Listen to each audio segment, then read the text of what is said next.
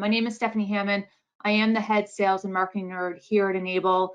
I should probably update my slide. I've been with Enable for almost 17 years in November.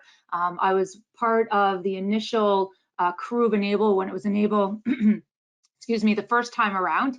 And so I've been with the company since 2004, always on the account management, account manager, channel side. And then earlier this year, I was promoted into the head sales and marketing nerd position. So you should see my contact information on the slide. You can get a hold of me via email. I do offer monthly office hours. So my next office hours is taking place next Tuesday from 11 to 12 Eastern time. So if you have any questions, office hours are really drop-in sessions so that you can ask your questions and we can have a good conversation. I'm also on LinkedIn. So if you happen to be on LinkedIn as well, would love to connect. And then I'm also on Twitter and I post there as well. So just a couple of housekeeping issues, rules, just before we get started. Everyone is on mute and it's just to maintain call quality. My colleague, Sarah Rice, is moderating everything. So if you are having any audio or video issues, just let us know. But if you do have any questions, just use the question panel and post questions there. I'll do my best to answer as many questions as I can. I have built in some time in the presentation to address questions, but if there's any that I can't get around to, I promise you, if you put in the question panel, I definitely will answer it, address it, and follow up with you. And yes, this session is being recorded. It'll take about a couple of weeks to become available. Our marketing team just needs to get it all cleaned up.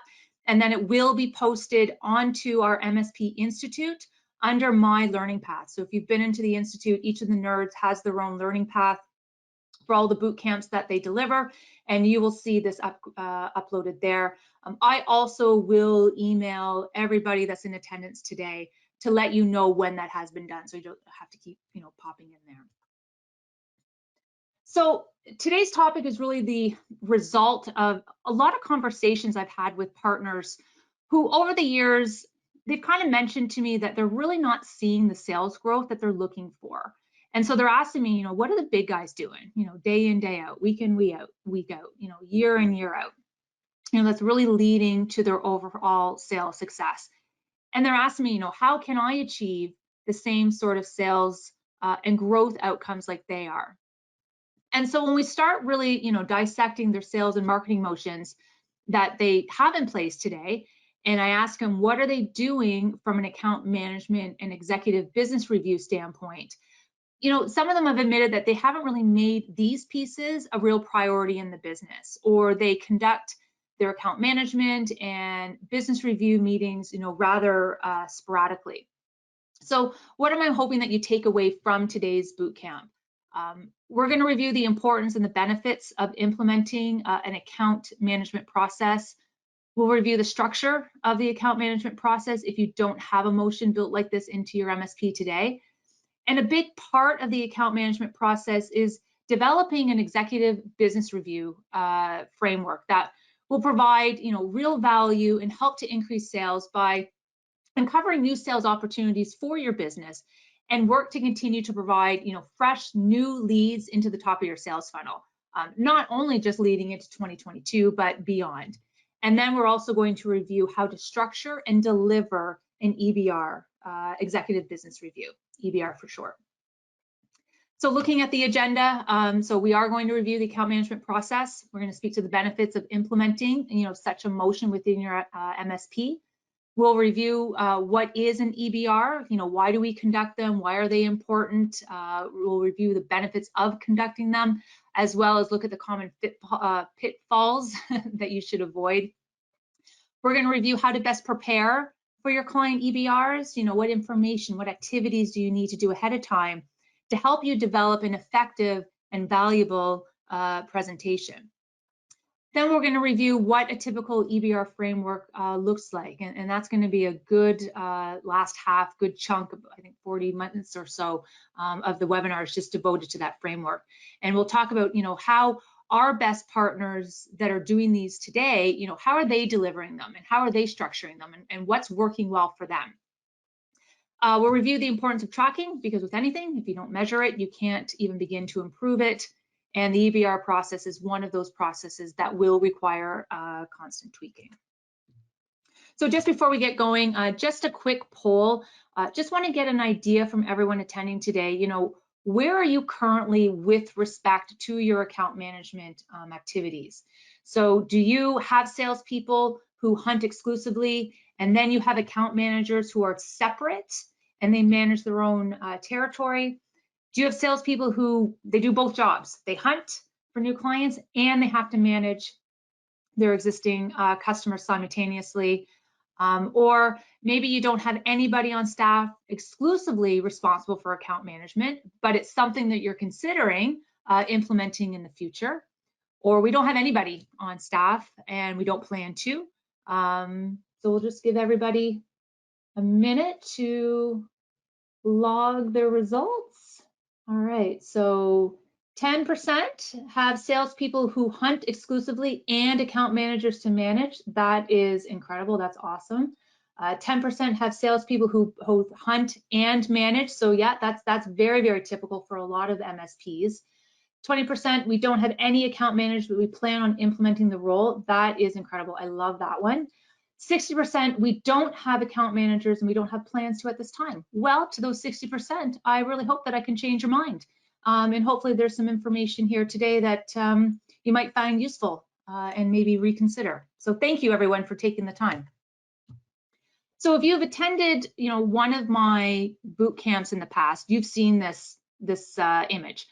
I've used it in a lot of other sessions, and it's really my guide for all the new training that I'm working on and that I'm developing. So this is our marketing and sales funnel, and it outlines a prospect's, you know, buying journey with an organization, from being a suspect where they don't know your business exists at all, to becoming, you know, engaged, and then making the decision to ultimately purchase your services and becoming a client. And it does first start out as a marketing funnel, you know, using a bunch of different tactics, activities, aim to capture as many leads as possible. And then once you have the leads, it requires effort from both the sales team and the marketing team to really work together to nurture those leads. And then it's up to the sales team at the end to eventually close those leads and convert them into paying clients.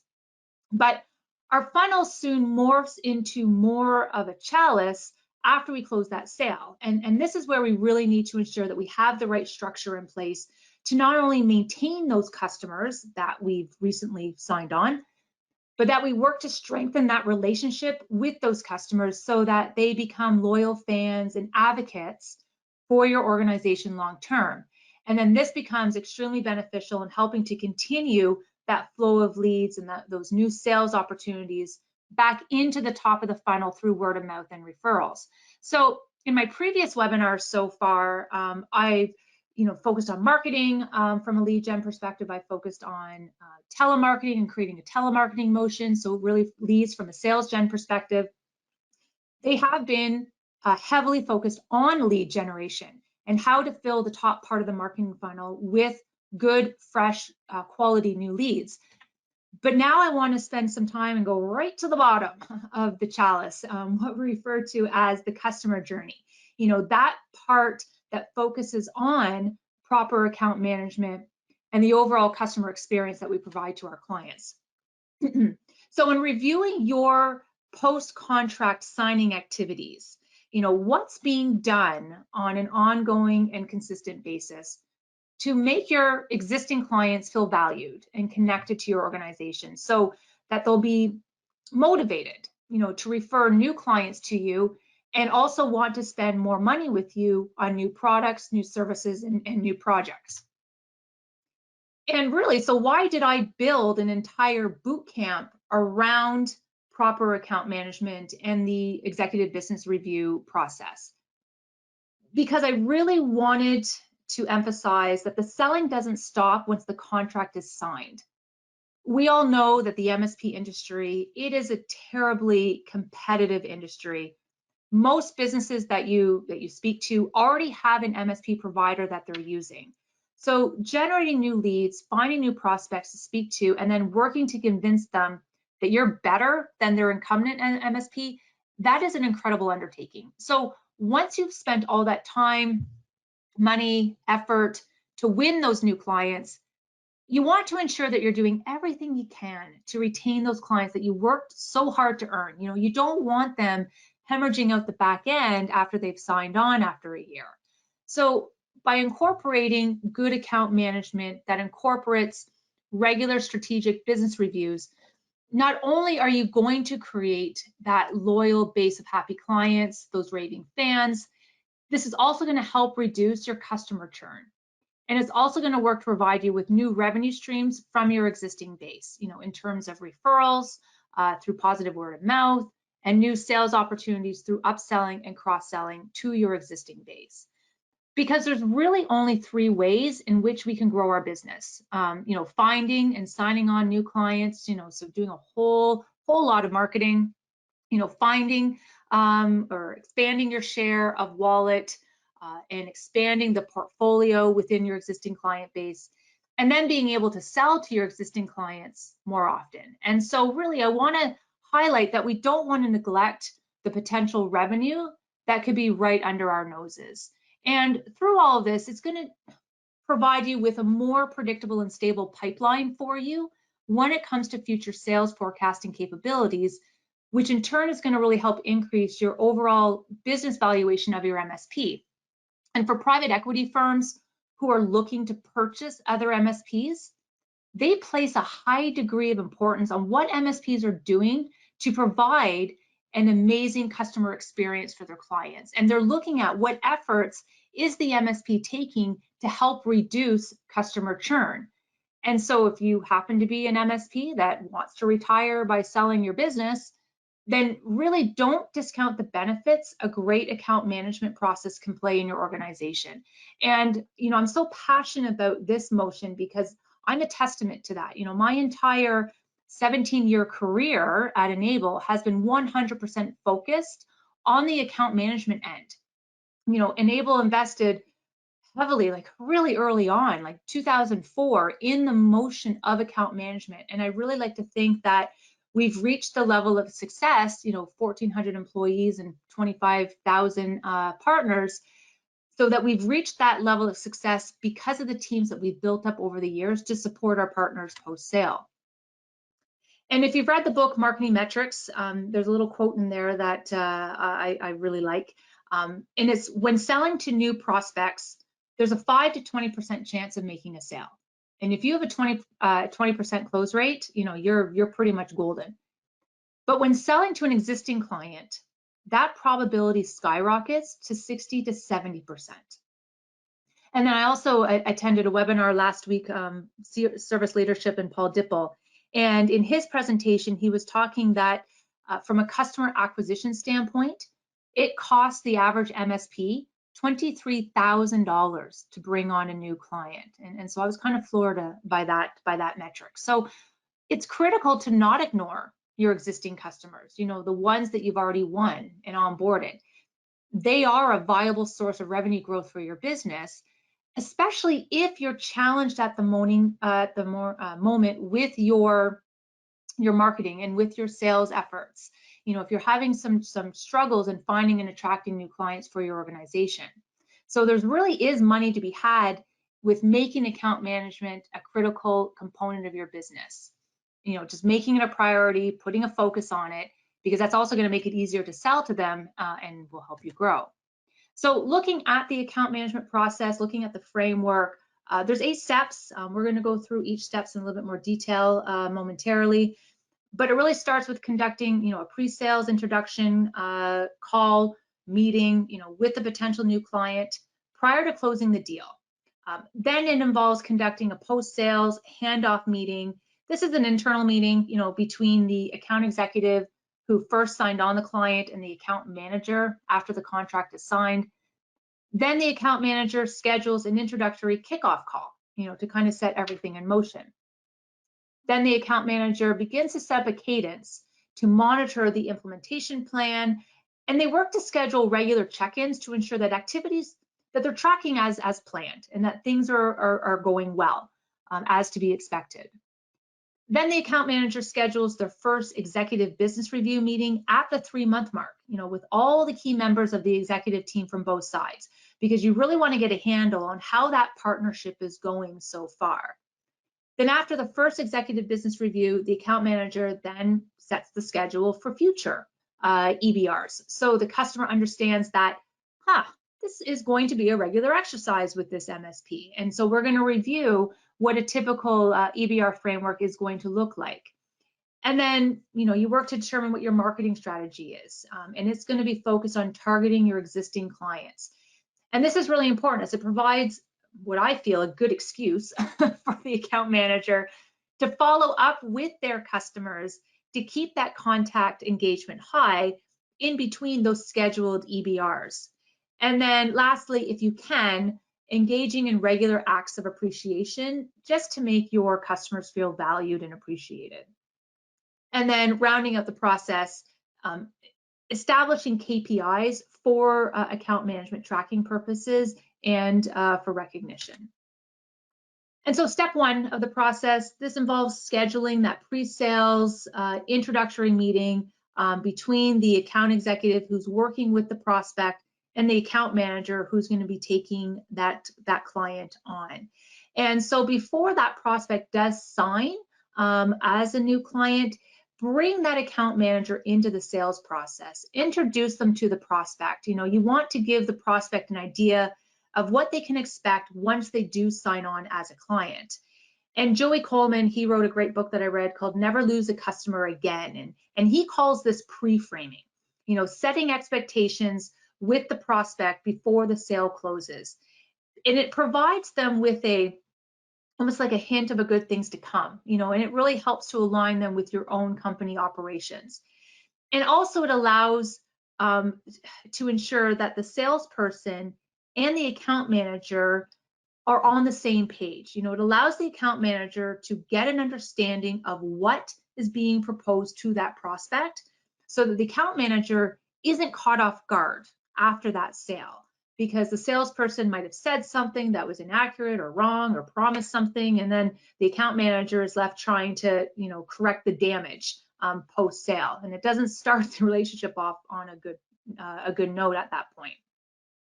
It also helps to avoid that feeling that the customer may have of, goodness, I was dealing with this person this whole time, and then as soon as I signed, I got kicked to the curb and I got handed over to this new person and forgotten about.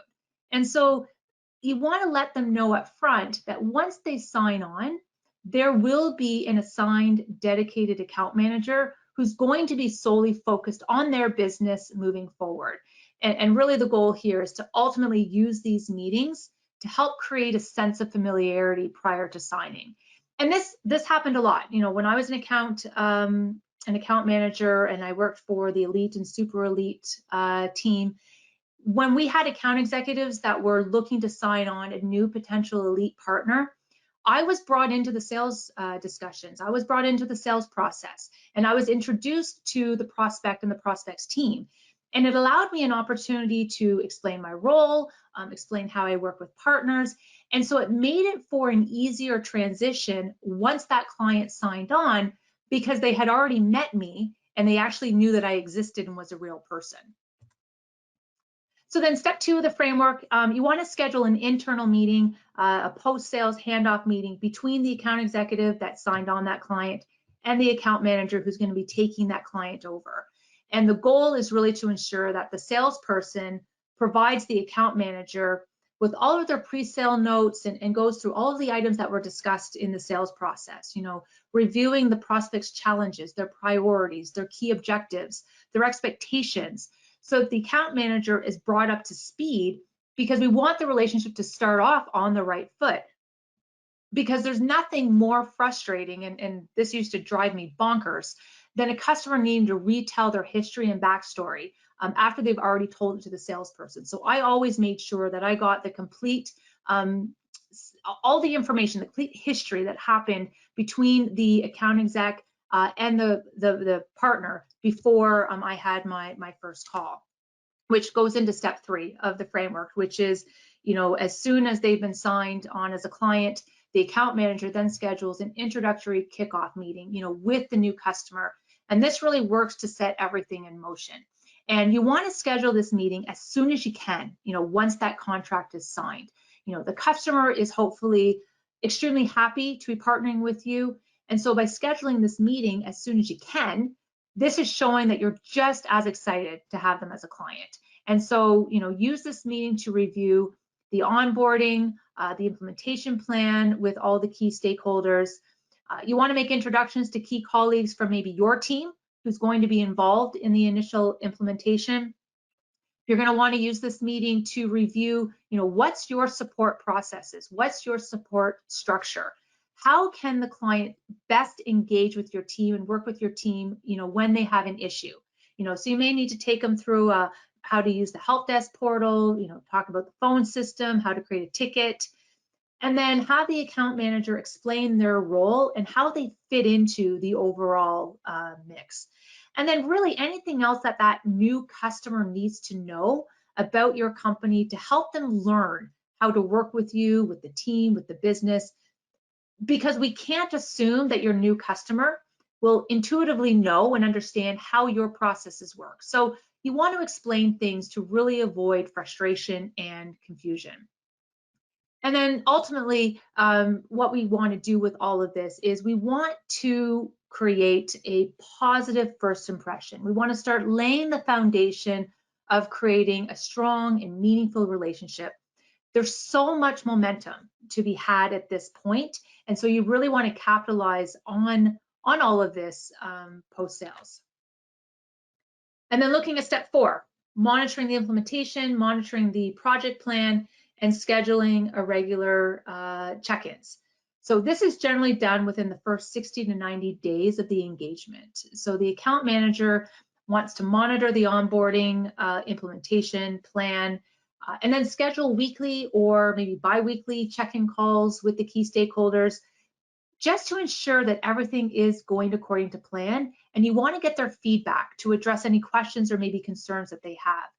And really the goal here is to handhold them, through this entire process so that you can help them feel comfortable and help them feel confident and assured that they made a great decision in partnering with you as their MSP. Because it is a big decision. It's a big risk for a company to switch MSP providers. I liken it to switching banks, right? It could be a potentially painful and scary endeavor. And so you really want to ensure that there's no reservations or frustrations from your customer's end. And then step 5, you want to schedule your first EBR meeting at around the 90, 100, 3-month mark, however timing you want to give it. And this is really how you train your customers on the way to do business and what you expect from the relationship, And if you start your first executive review meeting at the 3-month mark, you're going to be setting a precedence with them moving forward that this is something that they can come to expect on a regular basis. And then step 6, after the first EBR, you want to set the expectation that you want to schedule future EBRs with them. And then step 7 involves determining your marketing strategy that you're going to be used to target your existing clients to keep them engaged in between your regularly scheduled EBR meetings. And so the goal of this specific type of marketing is to keep reminding them why you're so great and why they chose you as their MSP, and to continue instilling the confidence that they made the right decision in choosing you as their MSP. And this hopefully will work to turn your existing clients into advocates who are going to speak highly of your organization. They're going to be impressed with the way that your organization functions, and therefore they're going to want to refer other businesses to you, thereby injecting fresh, new, and highly qualified leads into the top of your marketing and sales funnel. And so I've just listed out some good marketing ideas that work well at this stage in terms of surveys, referral programs, emails, podcasts, newsletters, press releases, and then obviously making sure that you're very active on social. And then lastly, step 8, if you can, work to build in regular acts of appreciation, for your customers. maybe, consider sending them a card, at Christmas or at an anniversary, at a birthday. Like, we're not talking, huge dollars here, just something that is small, a little gesture, because a lot of businesses don't really engage in this type of outreach. But just by doing something little, something small, it can really trigger those warm and fuzzies and help to solidify and cement your client relationships even further. And the best example that I have in kind of my little world, in my little corner, is there's a small drugstore in my hometown that sells high-end cosmetics and high-end beauty products.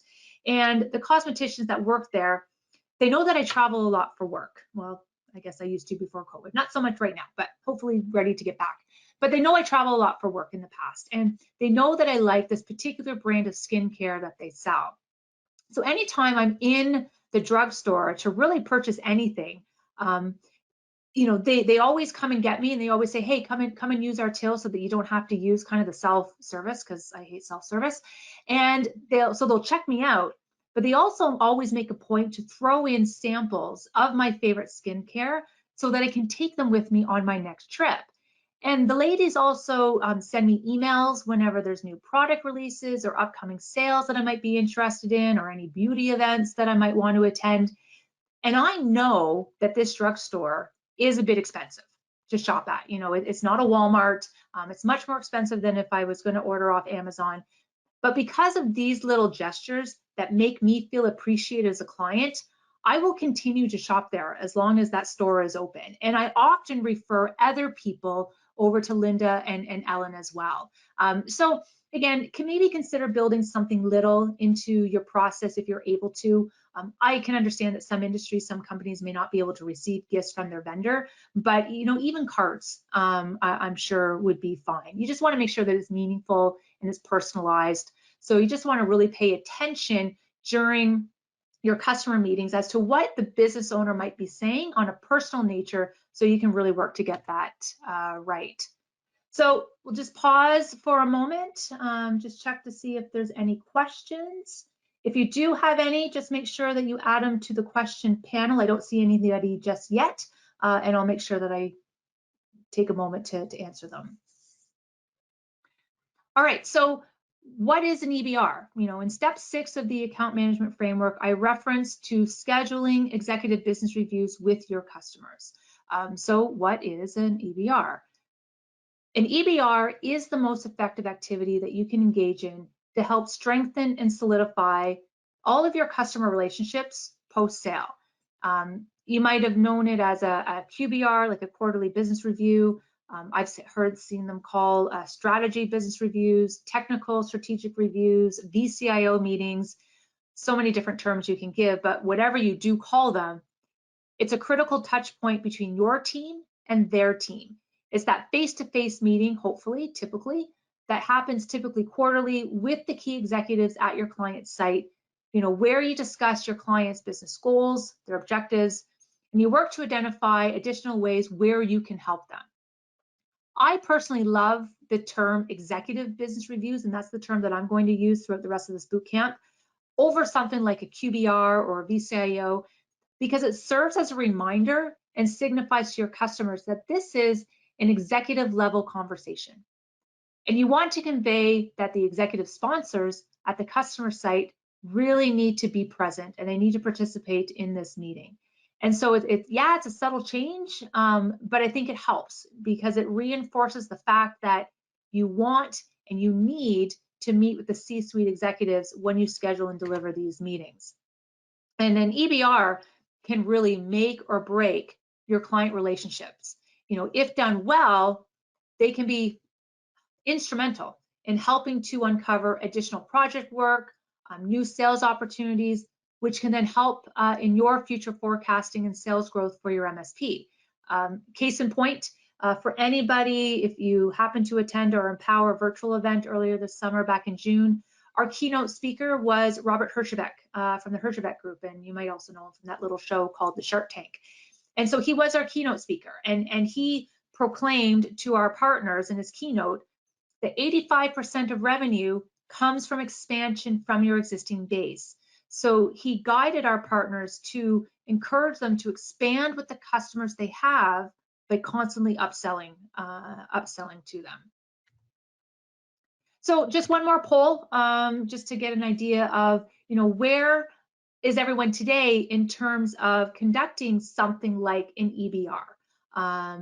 So one, yes, we schedule and have EBRs and they're successful.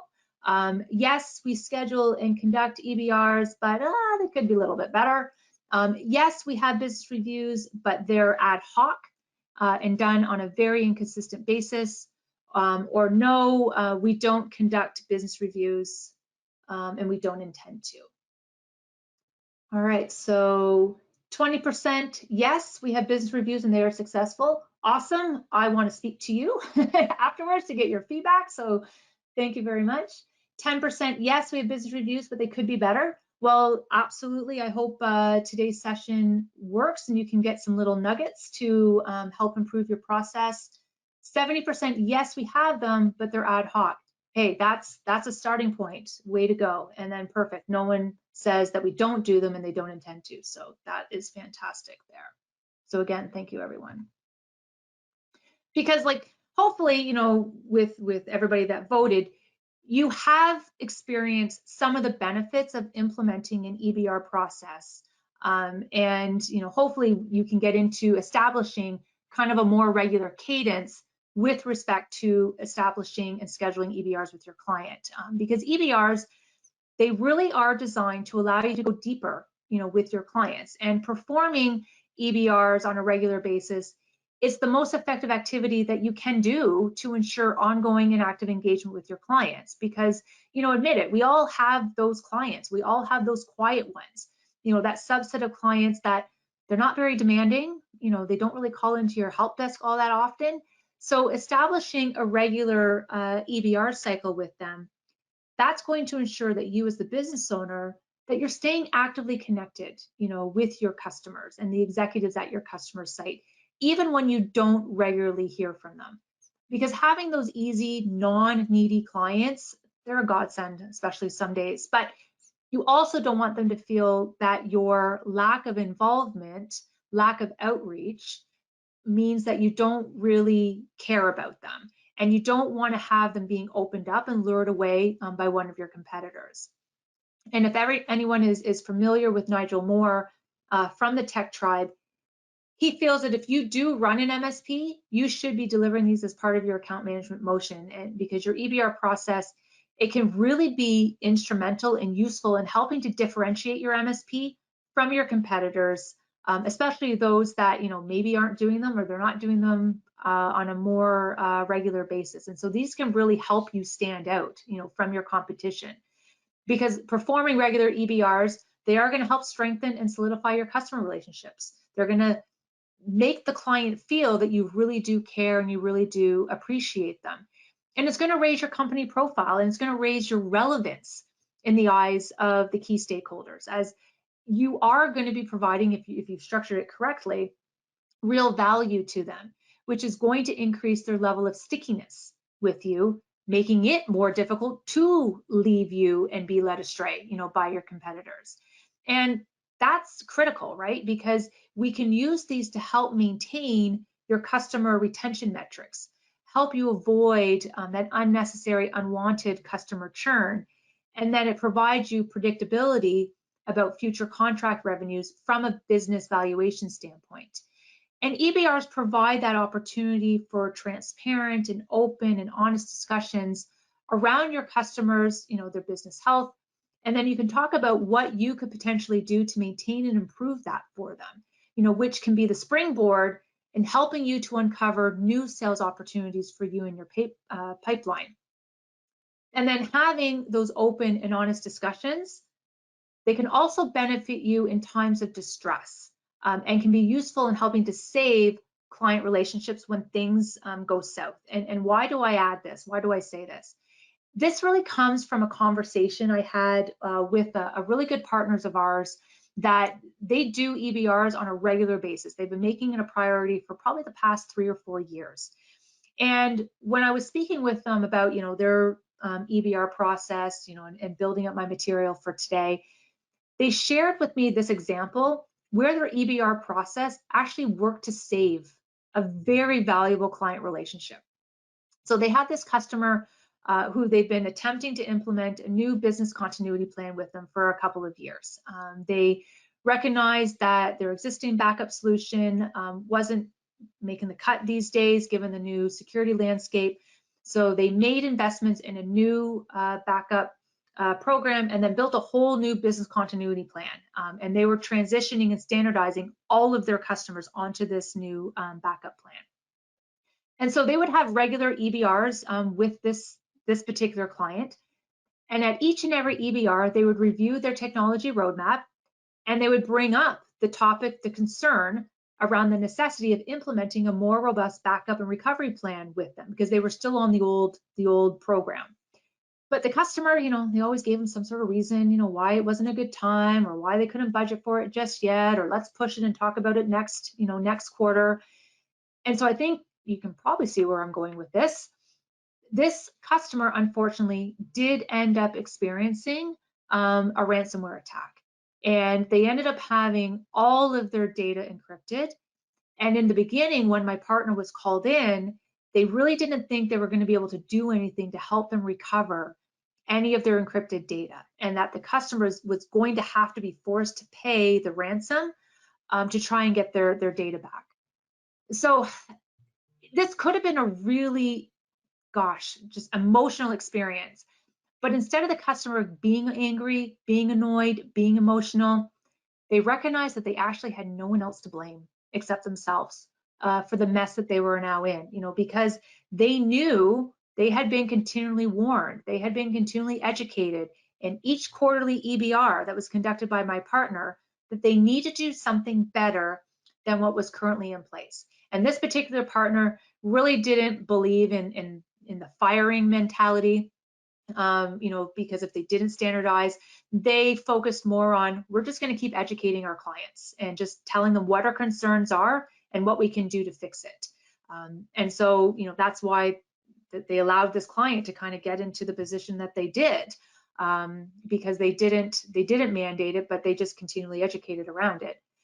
But fortunately, my partner was able to get their data back, but it was so expensive for them from a remediation standpoint. But the good news is the customer, because of this, they finally moved forward into the recommended BC plan that was initially proposed, because they didn't want to go through this again. But it really was because my partner conducted regular EBRs with this customer each quarter, and at every EBR, they highlighted areas of their business where they were exposed to risk, that it took the emotion out of this ordeal, because the customer understood that my partner had made their recommendations known. It was all documented in that technology plan, but the client just refused to listen and refused to make the changes a priority for their business. Whereas if my partner was the type of MSP that wasn't having these types of conversations with their clients, this could have been extremely messy and it could have been extremely emotional. And there was a high probability that the client likely would have fired my MSP for incompetency and would have, ruined their reputation, because they would have been perceived as that MSP that failed at doing their job. So just some really good benefits of, why it's important to establish an EBR process, but why you want to do it more often if you're kind of ad hoc today. And I think this last example, really drives that point home, because there's so much risk that you as the MSP are taking on today, that you want to do everything that you can to mitigate that risk for you and mitigate the risk for your business. And so providing ongoing regular reviews with your customers and reviewing their tech roadmap and gaps that you're seeing and making them aware is one of the easiest ways that you can help to mitigate your own risk as your MSP. And then speaking to partners over the years around the necessity of implementing EBRs as part of their account management process, I've had partners tell me, Steph, I've tried to do them in the past, but after a while, my customers told me that they didn't really want to do them. They didn't really see the need for them. And so I just stopped doing them. They just kept telling me that they're too busy. Everything works fine. Why do I need to see you? And I really feel that these are quite terrible reasons for not doing them. Because as we just went through, there's so many good financial business benefits that your MSP can reap if they are executed properly. And so there's several reasons why EBRs fail, and maybe look at avoiding some of these pitfalls. The first one is, I know a lot of MSPs, don't really like doing them. So if they're done ad hoc, maybe it's just because that's the boat that you fall in. You really don't like doing them. Either they don't know how to structure them, or they don't feel comfortable delivering them. I know I've had partners that I've talked to where they tried doing them before, but because they failed miserably and it was such an awkward situation, the clients didn't want to go through that ordeal again. And so the MSP didn't want to go through it either. So they just stopped scheduling them with their clients. And, they failed because the MSP failed to deliver value in their presentation. And so because the MSP, they're lacking confidence in what their EBR process should look like and in their abilities to deliver an effective EBR, they tended to fall back on what they were comfortable with. And that's always about speaking about technology products, speaking about usage stats and metrics. And so the EBR then became more tactical in nature and more product focused rather than being strategic and business focused. And MSPs, as a result of this, they were failing to provide the relevant insight that executive team needs to help improve their business overall. And that's really what you're doing with your EBRs. You're providing them with really good business insight that they can use to help improve their business. Because this isn't the type of meeting where you're dealing with support questions, cases, concerns. You don't want to use this meeting to review status reports or review ticket information on issues that happened in the past. This isn't the type of meeting where you're trying to pitch something to them or trying to sell them on something. It's not the type of meeting where you go in and just casually ask, hey, how are things going today? And then hope that the conversation flows from there organically. Your EBR needs to have a purpose. It needs to have a structure, and you need to build a process around this and make it a priority for your business. Because if you're being tactical in your EBRs, like showing usage reports or talking about how many machines have been patched, or everyone's backup is up to date, or we answered all of your tickets within our SLA guidelines, like all of that kind of stuff, that happened in the past. That's all historical data. And you're missing the point of what the EBRs are really meant to be. Those usage stats and metrics pretty much are meaningless in this type of situation, because businesses hire MSPs because they don't have the technical acumen to understand the tech themselves and how it works. It's just really not in their wheelhouse. So this meeting should be used to discuss your customers' goals, what they're looking to achieve from a business perspective, not only in the short term, but in the medium and the long term. And then you need to think about, what are all the technical tidbits on the back end to best support that growth. And so this is really your chance for you to look ahead, to look forward, to gain a deeper understanding of the customer's business and their future plans, so that you can strategize how you can help them. And so if you can do this, and if you can do this well, you're going to step out of playing that role of vendor, and you're going to elevate yourself to playing that role of a business advisor. And if done successfully, that's what's going to help build trust. That's what's going to solidify your relationship with the client, and that's what's going to drive future sales. So you really do owe it to your clients and to your MSP business to, if you're not comfortable, if you're doing these ad hoc, if you're not doing on a regular basis, uncover what really is holding you or them back from doing the meeting, and really work to fix that. I really encourage you not to allow that no to be an excuse for you that you take at face value. And, so talking to some of my partners about this in terms of what they do, they were getting better uptake when they thought outside of the box a little bit. So instead of holding the meeting at a client's office, they ended up taking their best clients out to lunch and discussing it there. So they made it a working lunch, because all people need to eat at some point. or they made it a breakfast meeting or a dinner meeting. You know, they made it centered around food. Usually if you bring food and drink, people will show up. And so maybe think about changing up the location of where you're holding these strategy meetings to make them more appealing and to make them more interesting and engaging for your client. But at the end of the day, you know, all of these pitfalls, you know, if you change your approach and how you conduct your EBRs moving forward, that can be fixed. You know, you can make them more strategic, you can make them more client focused, and that's really what we want to focus on today.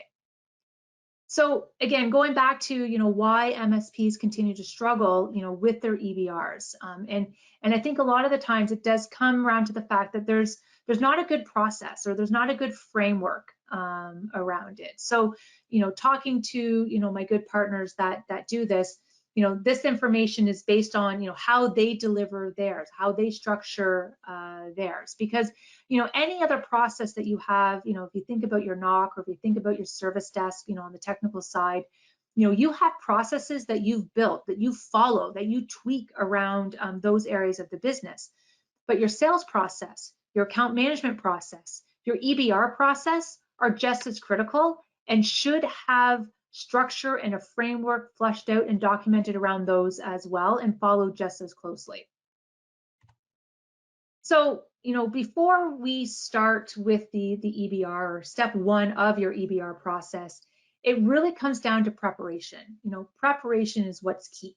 So you want to plan for, you know, 3 to 5 hours a quarter to prep and deliver your EBR, if that's your plan to deliver these quarterly. This is really broken down by allowing a couple of hours, 2 to 3 hours, to research and gather, you know, all the necessary data, you know, prepare the report, prepare the presentation, and then another 1 to 2 hours for the on-site meeting. And so because of this time investment, you do want to make sure that you've included this labor time into your monthly program costs. And, you know, an option here, if you're the business owner, because I'm sure you have a lot of other things that you're working on, is to have the account manager, you know, do all that prep work for you. You know, you don't need to do all of that, but then you as the business owner, you're then going to sit down with your account manager, you know, prior to the meeting, and you're going to review everything. You also want to get understanding around, you know, what's the decision-making process within your client's organization. Is it one person that you're dealing with who signs off on everything? Is it 3 people? Is it a board of directors? You would want to know this because these are the people that you want to have attend your EBR.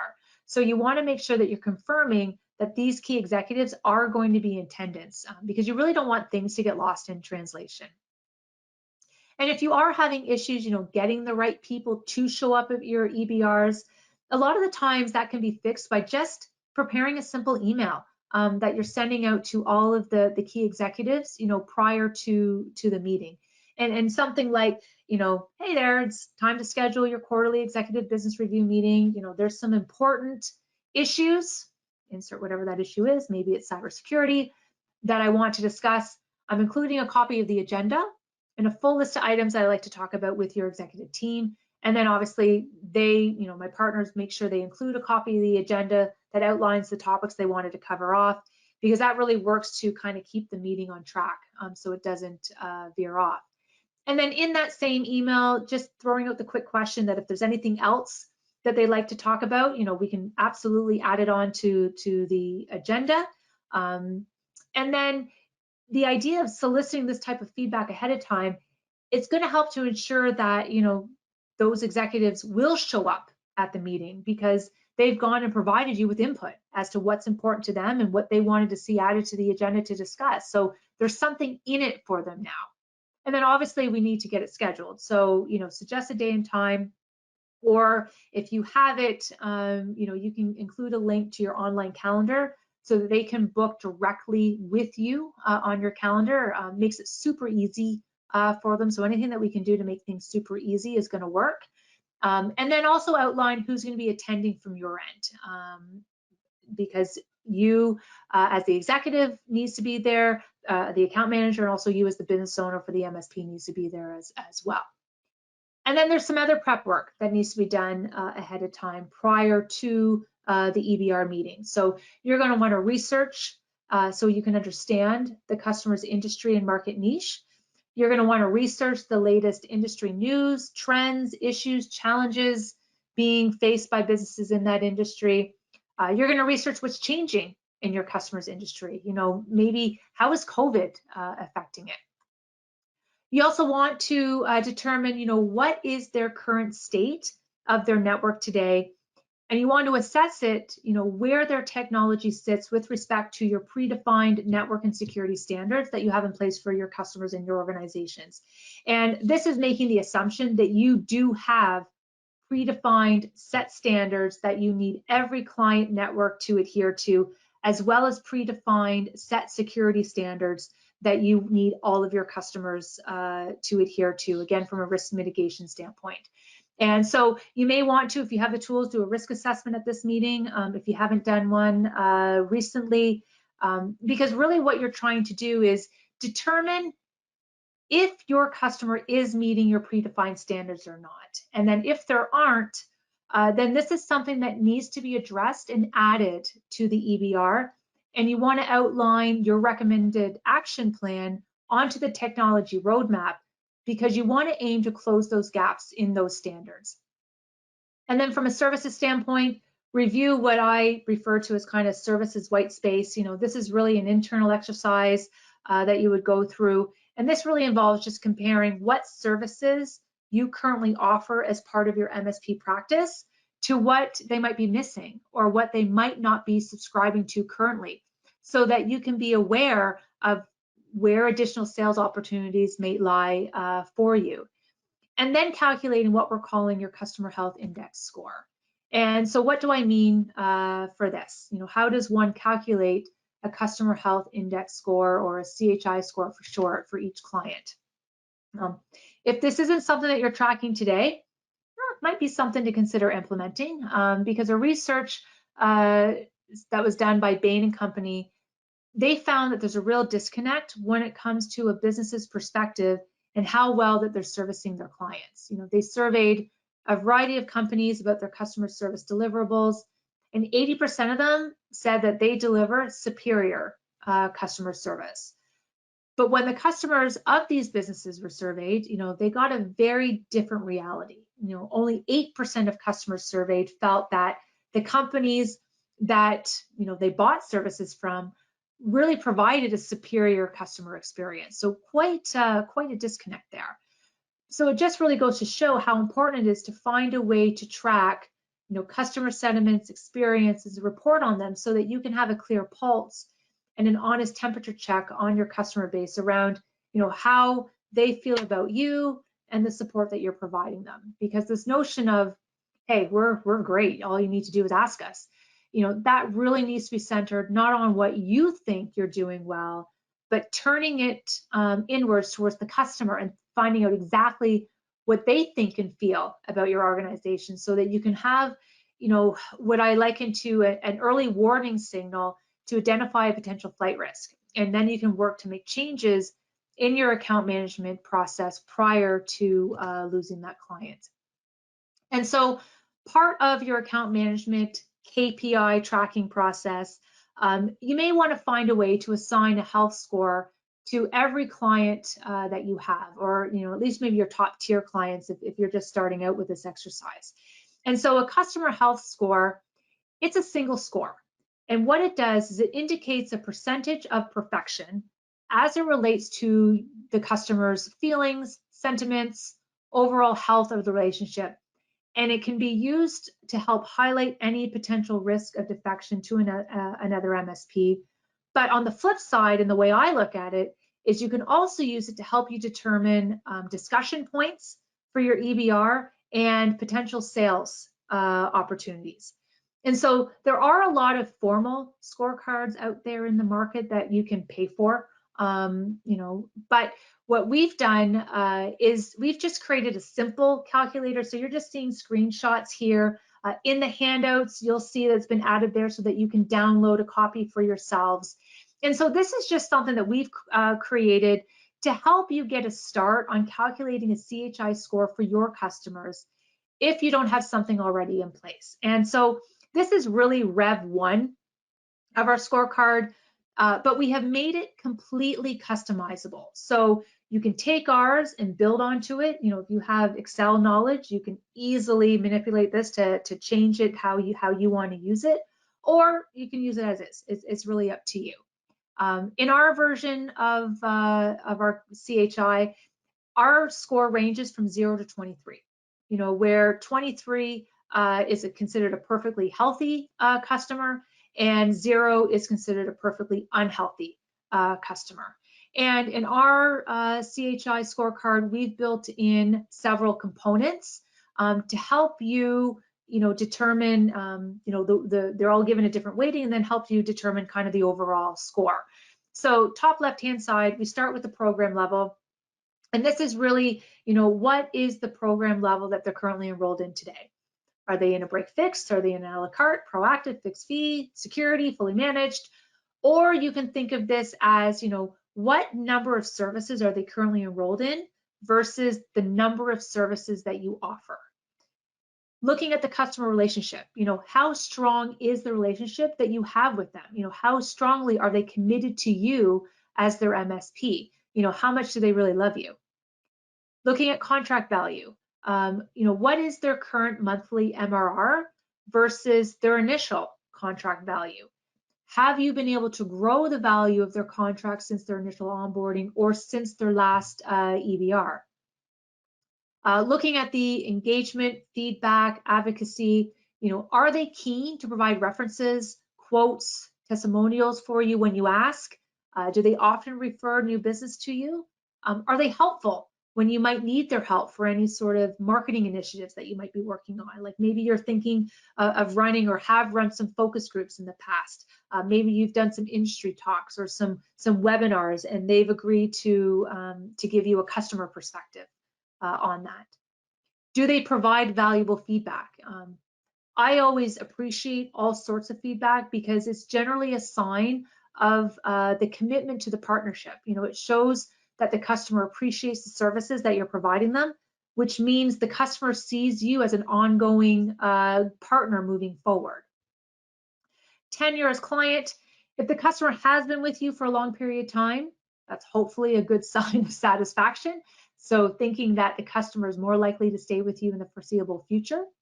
Looking at satisfaction survey scores, this really takes into your CSAT scores or your NPS scores that you do from a service delivery and support perspective.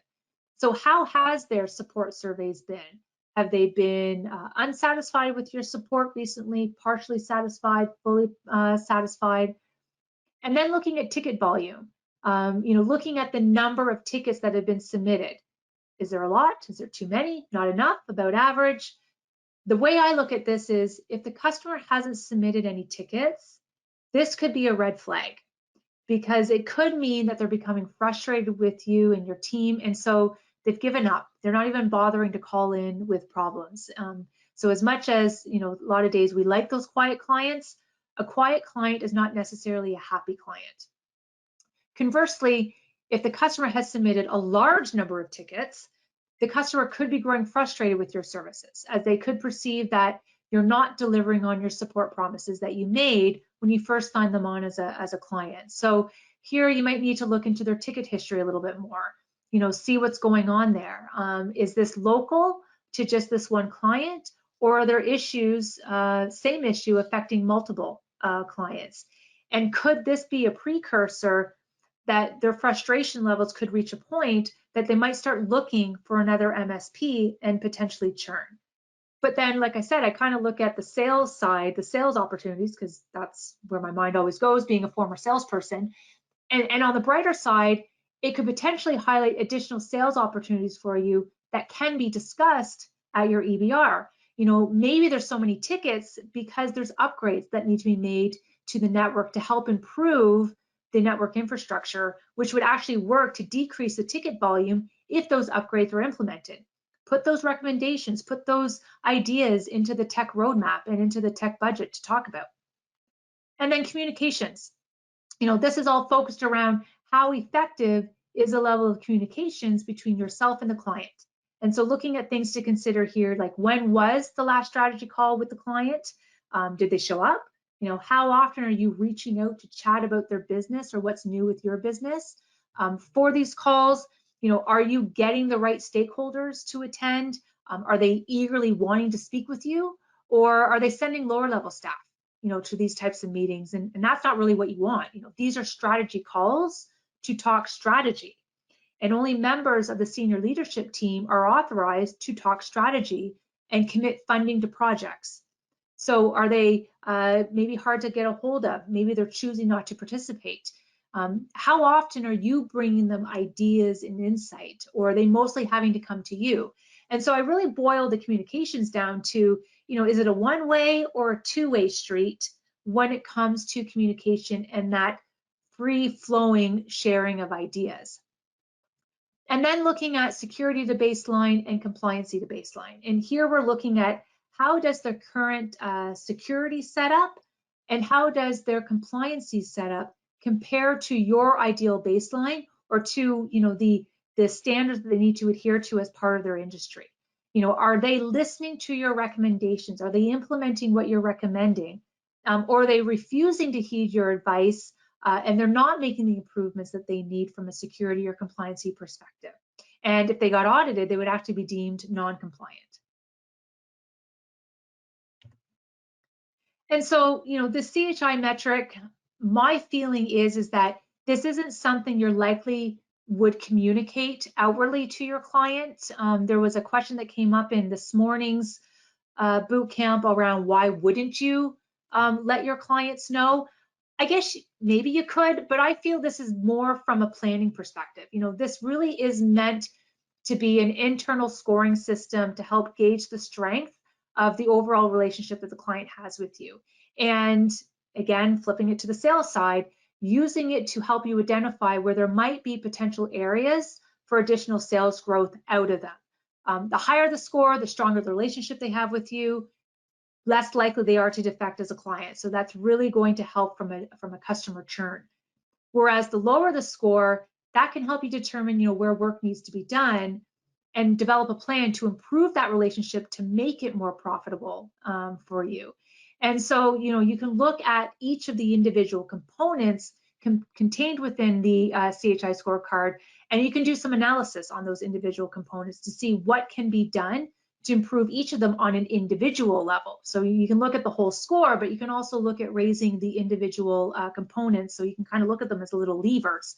And for those individual components where a customer may not be scoring as well as you'd like them to be, this can be used as a springboard for discussions and to help you build a plan on how you can improve those scores. And then those recommendations, those plans, they would make it onto the technology roadmap. You would discuss them, and they could translate into possible new sales opportunities for you. So as an example, maybe their security to baseline is scoring low because the customer is not adhering to your recommended cybersecurity standards, right? You have your security standards in place from a risk mitigation and risk protection standpoint, and maybe they're not listening to you. So you can raise this concern during their EBR session and educate the customer on what you are standardizing all of your clients on from a cyber hygiene perspective, and why this is necessary for proper protection and risk mitigation. You then get this added to your technology roadmap for consideration and prioritization, and then you do all the costing and you put that on the technology budget.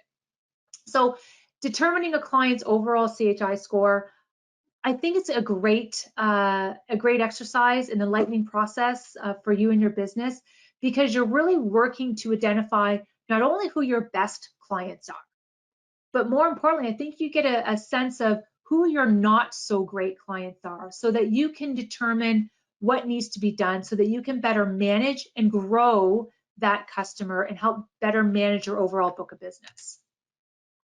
So then continuing on with some additional prep work, other things to plan for ahead of the meeting. At the end of the EBR, you want to ask for referrals. So prior to the meeting, to make it easy when you do ask for referrals, research other companies in the same industry, in the same geography, whatever your ideal client profile looks like. Research other companies that meet those those ideal profile types that you would like to do business with. Get the key stakeholders, find them on LinkedIn, and these are the ones that you want to have as clients. And then be prepared to bring those company names and contact information to your EBR meeting and ask your key stakeholders if they happen to know the business owner at any of those companies that they can maybe introduce you to. And also, this is where specializing in a specific vertical or niche can really be helpful, because you can gain real efficiencies in your EBR process and in all of your prep work, because all of your customers would ideally primarily be the same. You're dealing with the same challenges, same struggles, seeing the same trends, business opportunities. So it would make the prep work go much easier and faster if you don't need to research, 6, 7, 8, 9, 10 different industries versus just the main 1 or 2 that you support. And then, if this is new to you, I just want to do a reminder that our Enable Market Builder can really help you get started on an EBR campaign, and you can use Market Builder to help reach out to your customers to introduce the concept. So just a quick plug here, if you haven't heard of Market Builder, this is our new initiative that we launched back in June, and it provides our partners with a number of campaigns in a box, that they can use to really help market and sell their services. There's a variety of on-demand, ready-made marketing collateral that you can brand with your own logo, put your own contact information in there, and it's great because you don't need to spend cycles creating the content all on your own. And so there's a bunch of campaigns in there already. We aim to add at least 2 new campaigns a month. And there's actually a campaign in there with collateral focused on helping you promote this concept of EBR. So for the EBR campaign, I think there's a couple of emails in there.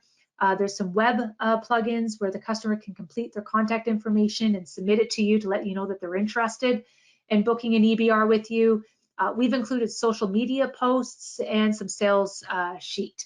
And so if you hadn't had a chance to check this out yet, like maybe you have a Market Builder login, but maybe you haven't logged in a little bit, I encourage you to log in, check this out, or if you don't have a login and you've never really seen Market Builder before, I've added the registration link onto the slide. Very easy to sign up, or just reach out to your partner success manager to let them know that they're interested, and they'll work to get you enrolled in the program as well. And if you don't happen to know who your PSM is, just add that to the question panel and I'll definitely work to get you connected. All right, so just want to pause for a moment, see if there's any questions. I don't see any. Okay, then just make sure that if there are any questions, throw them in the question panel so I can get those answered for you. All right, so now we're into the real meat and potatoes of today's boot camp. Let's review what a sample EBR framework would look like and what areas should be covered. So I'm showing you the EBR framework. And while I am showing you this, the main idea that I want to stress here is that, whatever the format, whatever the framework, that isn't as important as to just making this a regular priority and making the commitment to do them. So this framework is really just meant to give you a place to start, especially if this is new to you, if you're doing them ad hoc, or if you feel that your process could be a little bit better. And so this really comes from the several really good best-in-class partners that we have that were used to be part of my territory that I reached out to, and they took me through, generally what they did. And so it really just comes down to asking the right set of questions, that you're listening, that you're taking lots of notes, and that you're turning every discussion point into an action item for follow-up after the meeting, because you want to be accountable, because you really don't want anything falling through the cracks, especially after going through such an extensive exercise like this. So looking at the agenda of a typical EBR meeting, some partners have told me that prior to each meeting, they'll build an actual report, they'll print it, they'll bind it so that it looks professional, because they feel that really exudes quality and authority. And then they also do work to put a PowerPoint presentation together to highlight the main talking points to really keep the meeting on track. I personally agree with this approach because I really think it elevates the whole seriousness of the meeting.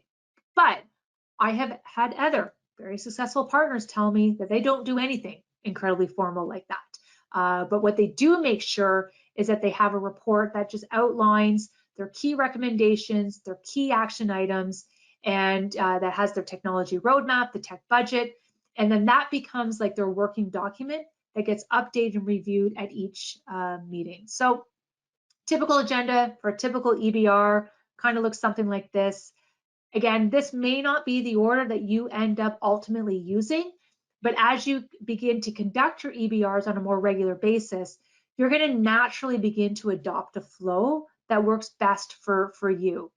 And so obviously start off with introductions, meeting kickoff, going through what's new, an overview from your perspective. This could be new news about your MSP or about the industry, but you just want to make this brief. This is really a meeting that's all focused on them. Then you get into the review of their current IT environment, focusing on risk, security, and compliancy. So if you're going to be taking them through a review of their current risk exposure at this point, and if applicable, if they happen to fall under any sort of compliancy regulations, then you're going to have a compliancy and regulatory review as well.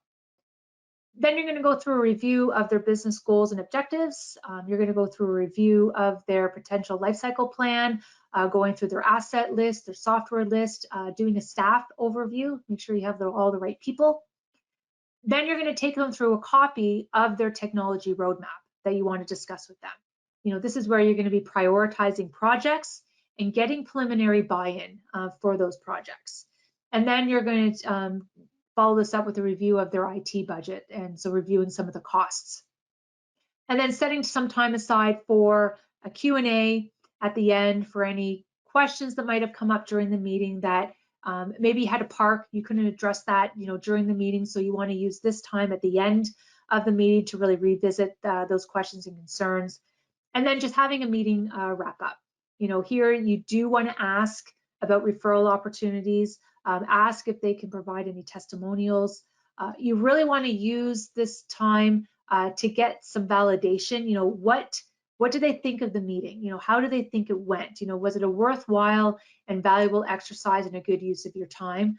And then you go ahead and you want to set the next meeting date. So be sure to schedule the next EBR before you end the current one. So you want to have it booked on the schedule before leaving the office. So you just want to ask them, what makes sense from them from a scheduling perspective. So let's start with the meeting kickoff. You obviously want to introduce yourself. If there are stakeholders from the client side that maybe you have never met before. So then you're going to want to provide, just a quick overview of why you conduct these types of business reviews with your customers and how critically important they are for both of you. So this is obviously important for you, but you really want to stress that this is important for them as well. And so you want to remind your client that these sessions are focused on them, on their business, and by working together, you can really help to continually improve their overall business performance by helping them improve their security posture, their cybersecurity resiliency, help improve their team productivity, help improve their network stability and reliability. And then you're going to spend a few minutes going over the agenda, which is ideally the one that you sent out in that first email prior to the meeting. And then you may all of a sudden start having your customers start peppering you with a bunch of questions. So respectfully, let them know that in the interest of time, because you really do want to stick to the agenda and you still really want to stick to the time as closely as possible, but let them know that you've allocated time near the end of the meeting to review any questions that they may have. So just politely ask, can we just park those questions for now, and then make a mental note not to forget to address those questions before the end of the meeting, so they don't get missed. And then if something should come up, and you can agree to put a pin in it and either deal with it at the end of the meeting if there's enough time, you can then also schedule a follow-up call and address those additional questions at that time. Then you want to take some time to highlight any important news, new product announcements, new updates about your MSP that you feel would be good for them to know. Then you want to provide a review of the current situation. And so again, an EBR, it's meant to be forward-looking. It's not something that delves, too deeply on what's happened in the past, but it may make sense to spend some time to reviewing the current situation where things currently stand as it relates to their business, and maybe any items that you're currently working on for them. So if there's any open projects that are still going on, provide a quick recap to confirm, that the expectations are being met in terms of, execution, timeframes, deadlines. You don't want to use this meeting to kind of dive into all of the minutia of the projects that are currently in flight here. If the client begins to kind of go down that rabbit hole, just say, look, let's schedule a meeting. We'll discuss those projects in much more detail with much more specifics at another point in time. But you also want to spend a few moments, even though I said, we're not using these meetings to discuss support tickets and discuss support issues. But if we can't ignore the elephant in the room, so if there are big outstanding tickets that are currently unresolved or tickets that are still open, you want to address them quickly, because if there are any unresolved issues, you don't want those issues to overshadow or cloud what you're hoping to accomplish with today's session. So not going into a deep dive on those issues, but acknowledge the client's concerns, acknowledge their feedback, and just commit to, again, parking it, but promising and committing to them that as soon as you get back to the office, you're going to get them some more answers or a new update for them. And then next, you want to review their compliancy, their security, and their risk exposure, and then any concerns that you currently have as it relates to their organization. So as part of the current overview discussion, you want to review how well are they doing in meeting your current security baseline standards that you have in place, that you put in place to prevent ransomware and security attacks for your client. And this really comes from that CHI scorecard component of security to baseline that you assessed your client on. And this is a really important conversation that needs to be included in your EBR if you're not doing it today, and really now more than ever. So if you have the tool sets to do so, prior to the meeting as part of your prep work, you want to complete a risk assessment on their network and on their business, and you really want to advise them, where they currently stand against your standards. And so you may want to give them some sort of rating like A, B, or C, or you may want to use some sort of color scheme like green, yellow, red to help drive home the point. Or, you may want to give them some sort of risk quotient. And this is, a measure of their risk exposure. And so you can think of your risk quotient as really being the product of the types, amounts, and degrees of threats that potentially face the organization. And you can give this a rating of high, medium, and low. And we're multiplying this by the number and the severity of the vulnerabilities or gaps that they have within their network, compared again to your recommended security baseline. And so again, giving this a rating, high, medium, or low. And then we're multiplying this by the severity of the consequences, should they get breached or exposed to ransomware. So how impactful to the business would this ransomware event be? And again, you can give them a rating of high, medium, or low.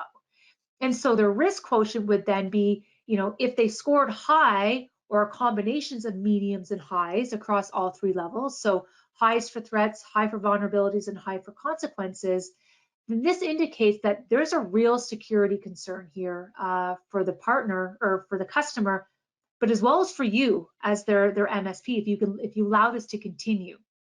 And so if there's areas that you haven't covered from your assessment where they are failing to meet your security baseline, you want to identify those gaps, and you want to build a plan that outlines, what changes are needed to help reduce their risk exposure, which is going to better protect them from attacks. And then you want to make sure that you get these recommendations added onto your technology roadmap, that they get costed out on your technology budget, because this is what you're going to want to be discussing and prioritizing from a project perspective. And so it really is all about, comparing their current reality when it comes to network security to what you consider to be as ideal. You want to discuss where they're where they're not making the proper investments in terms of their technology from a risk and security standpoint, that you believe that they need to, kind of going back to my customer with the backup issue, and highlighting the consequences and the potential outcomes should they continue to choose not to make these investments. Because your goal as their MSP is to keep them safe, secure, and protected. Your mandate is to prevent them from being breached and to architect and devise a system where all employees are able to work securely without putting the business in harm's way of a potential ransomware attack. And the sad truth here is that your customers are already assuming and they're expecting that you're doing this for them already. So if you aren't, or if there's gaps in what you need to do to be able to fulfill on that assumption, this is what gets documented and this is what gets added to your technology roadmap. So to help kickstart this conversation, because you definitely don't want to be afraid or shy away from having this tough conversation, focus the conversation around the changing security landscape, and talk about how you want to better mitigate their overall risk exposure to help reduce that risk exposure and their exposure to breaches and ransomware attacks. So I've just added some probing questions that you can use to kind of help guide the conversation. Things to ask them, what would the outcome be if your network was hacked or breached? How long could you afford to have your doors closed in the event of a breach attack? Could your employees still work? What would be the impact to your business if your data was stolen and unrecoverable? Or what I feel is even worse, what if your data was stolen, but was then published and made accessible on the dark web, and your competitors were then able to get access to it and they learned all of your trade secrets? And from your perspective as their MSP, looking at their network, their security setup today, how quickly can you get them back online based on the security practices that they have in place today? So if the customer is telling you that they're not comfortable with 8 hours or more of downtime, you're going to want to make sure that there's a plan in place and there's a recommended course of action that will work to reduce that for them. And maybe it involves implementing a warm spare server, or maybe it involves upgrading their existing backup solution, or maybe it involves implementing something like EDR on each of the end user's devices. And you also want to use this time to ask them, do they have any security risks of their own that they're concerned about that you want to discuss that maybe haven't been brought up yet? And so if there are, these concerns will likely need to be folded into the project plan and the tech roadmap as well. So it really all just boils down to making them aware of what your standards are, helping them to understand where they're failing to meet your standards, and then how those gaps are going to impact their business, and then reviewing what your recommended action plan is to help fix that. And then after the risk and exposure review, if they are a client that that falls under a certain piece of compliancy legislation, most will, whether they're probably aware of it or not, run through how they measure up currently against that particular compliancy standard. So just as we had that security to baseline component as part of the CHI, we also included a compliancy to baseline component as well. And so this component would be used for any business that has to adhere to any sort of governing body like HIPAA, GDPR, CMMC, that type of thing. So as part of the current overview discussion, you want to review, how well are they doing, again, in adhering to those compliancy standards that governing body has in place. Are they compliant? Are they partially compliant? Or would they fail if they were audited? So including a compliancy conversation as part of your EBR, that becomes another good springboard that you can leverage to help improve and drive revenues for your business. Because at its core, compliancy is really about ensuring the fundamentals are in place for your customer and then proving that those fundamentals are being done correctly. So in this part of the EBR, highlight the compliancy standards that their business falls under and that they must conform to, and then review areas where, like we said in the security, where they're doing well in meeting those compliancy standards, And then where are the areas where you feel that they're falling short in being able to adhere and meet those standards? And then outline again what your recommended plans are to help that organization close those gaps. Because really the last thing that you want for them is to be called into an audit and not pass and then have to pay a hefty fine because maybe they just didn't know. And so oftentimes closing these gaps and having these discussions around these different topics, that is going to result in uncovering project work that's going to need to be completed. And if that's the case, that gets added onto the tech roadmap, that gets added onto the tech budget for prioritization and discussion purposes among, their other business priorities that you're going to be uncovering for them. Which leads us into the next section, looking at their business goals and objectives. And so if you're the MSP where you're having problems getting people to attend your EBRs, I want to say it's probably because you're failing at delivering value to them. They just can't justify taking their most expensive, most important people in their business and making them take the time to speak with you. So, we need to work on changing that perspective. And so we want to structure the meeting so that your clients see the value in your EBR process. And so really what delivers value? Having strategic content that's focused on their business, their goals, their objectives, and then having conversations around how you can help them to achieve those goals and desired outcomes, that's what delivers value. And so we want to start off by reviewing their existing goals, the objectives that they have, as well as their expectations, asking them what's new in their business since your last discussion, what's new in their industry, since their last discussion, what's changed in the industry or their business that's causing them concerns. Are there any issues currently that's preventing them from generating more sales and more revenue for their business? Where are they struggling? Are they able to identify to you maybe their top 3 challenges that they're facing as an organization? Maybe they can tell you what is the least profitable part of their business. Maybe ask them how they fared during COVID. Maybe look at ways that you can help them improve the productivity of their employees. Ask them about their vision that they have for their organization. What does the C-level team expect from the business now and next year and the following year and 3 years down the line? So trying to get an idea of, what are their future business plans and growth goals? Like, are they able to give you maybe their top 3 initiatives that they would like to complete? And do they have any major initiatives coming up? Are they looking at doing any sort of mergers and acquisitions of their own? Are they looking to spin up a new office? Are they looking to move offices? Is there new products or new service offerings for their clients that they're working on launching? Is there any other big projects or plans that they're mulling around? And then really, then you're looking at and considering and noodling, how does their current technology setup impact those goals that they've set for themselves? And then, you want to ask them, is there anything technology related that you haven't brought up yet or hasn't been discussed that maybe they're interested about, that they would like to learn a little bit more about, or maybe there's some technology that they want you to evaluate for them that's going to help them with their business.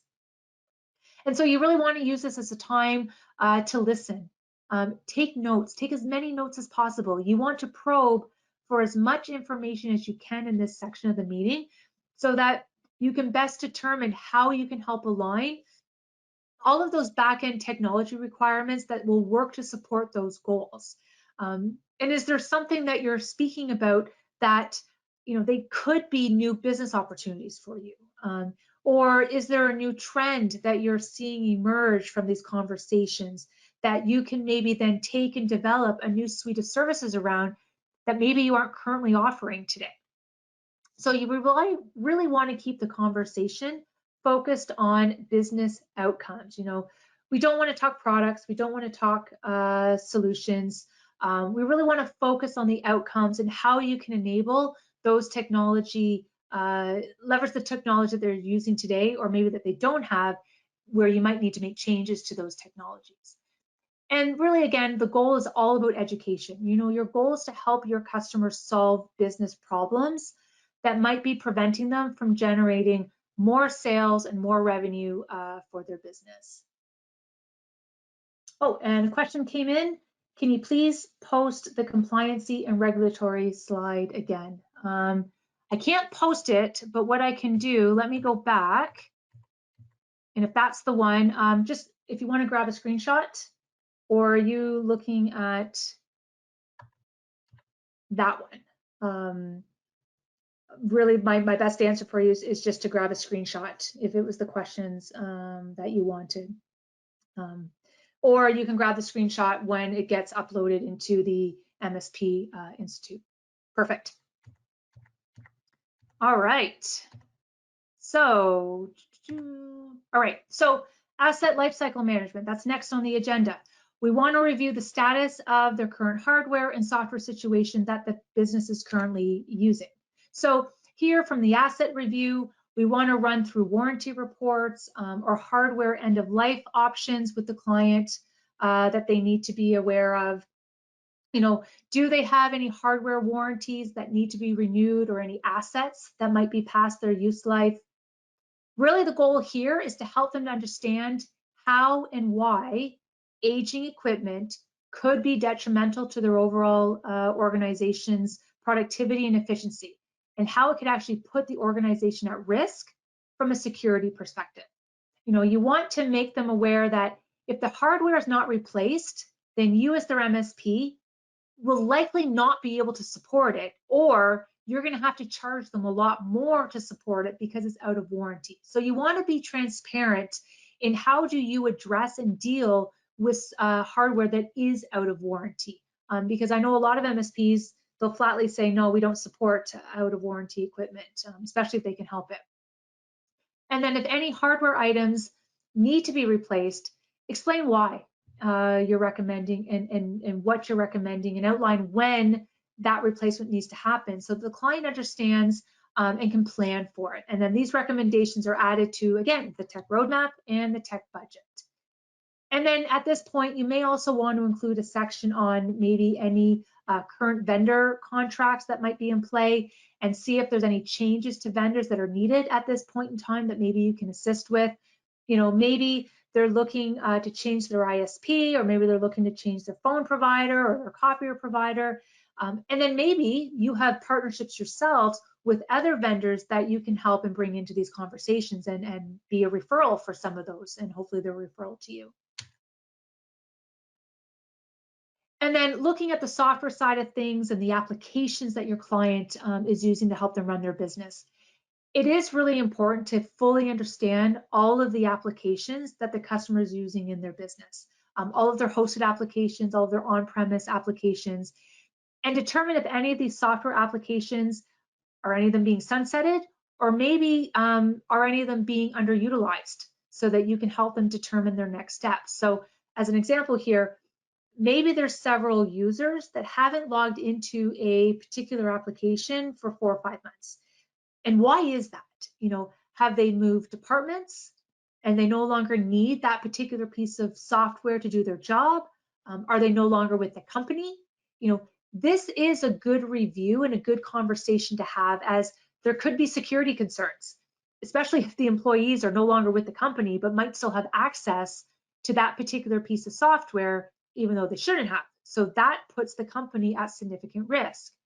Or you could help them save on licensing costs, as these are funds that could be freed up and then redirected to be better spent elsewhere. And then for each application, you want to find out, you know, how critical are these applications to the business? And then allow the client to explain, you know, what the impact on the business would be if those employees lost access to any of these particular pieces of software. And then you also want to find out, you know, how long could they realistically go without access to these applications should something happen. And to help with this exercise, you may want to give each of those applications, or have the client give each of those applications some sort of rating, you know, critical, high, or moderate.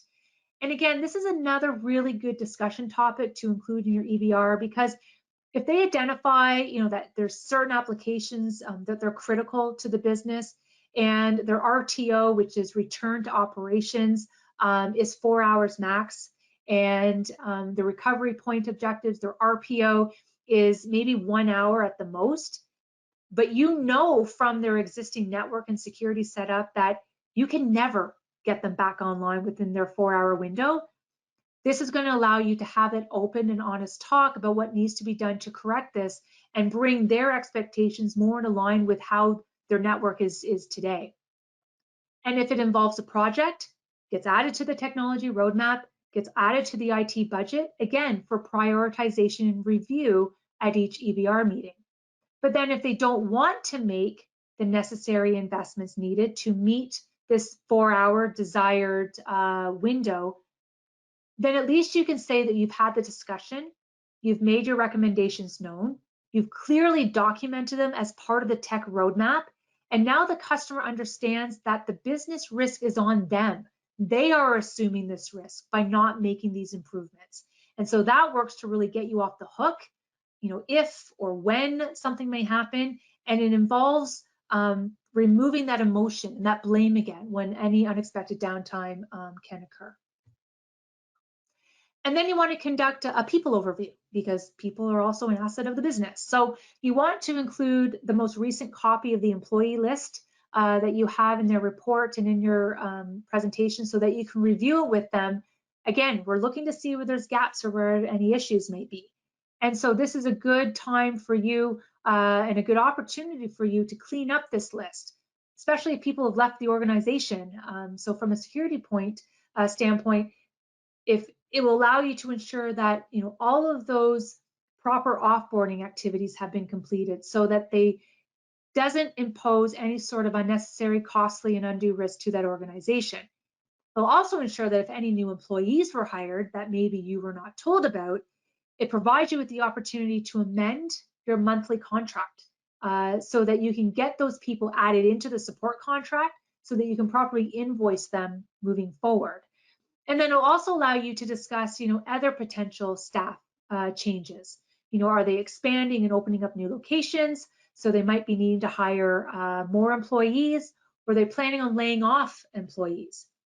But either way, depending on their staffing requirements, it will help you plan accordingly and get those projects added to the technology roadmap and the tech budget. So this leads us into the main, again, the meat and potatoes of our EBR, and that's the technology roadmap, and reviewing this with them and making sure that it includes, all of your detailed plans of all of those gaps, the security gaps, the compliancy gaps, the performance gaps that you've uncovered during your prep work, but also based on any business goals and objectives that your client has told you as well. So each of your customers, ideally, should have a 1 to 3 year technology roadmap developed for them and their business. And then this is what becomes discussed at each and every quarterly EBR moving forward. So you can think of this as a living, breathing document between your MSP and the customer. And it gets updated and it gets reviewed at each meeting.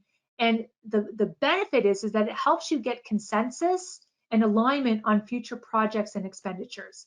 And there's a lot of great toolkits out there that MSPs can use to help with the roadmap planning.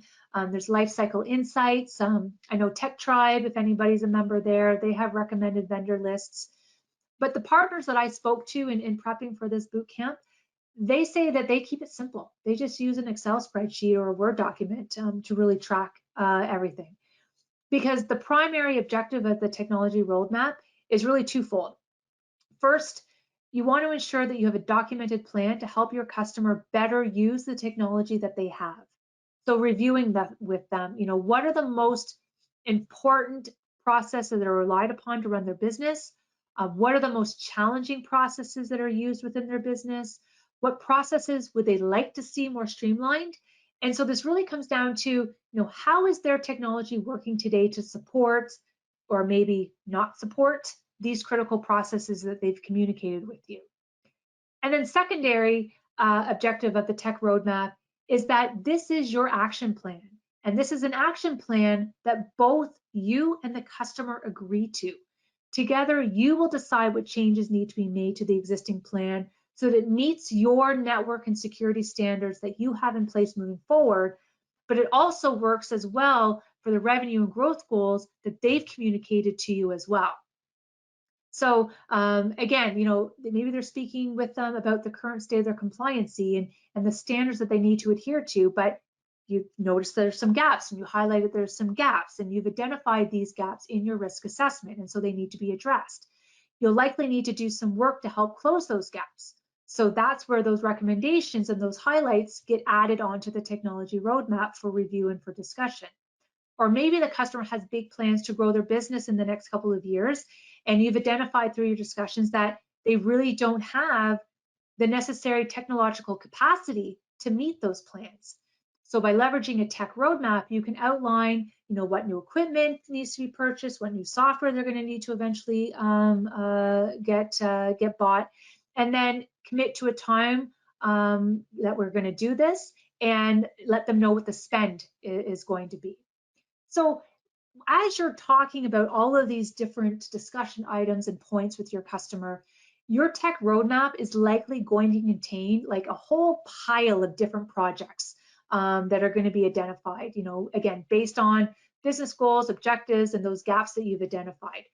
But you obviously are not going to be able to do all of these projects all at once.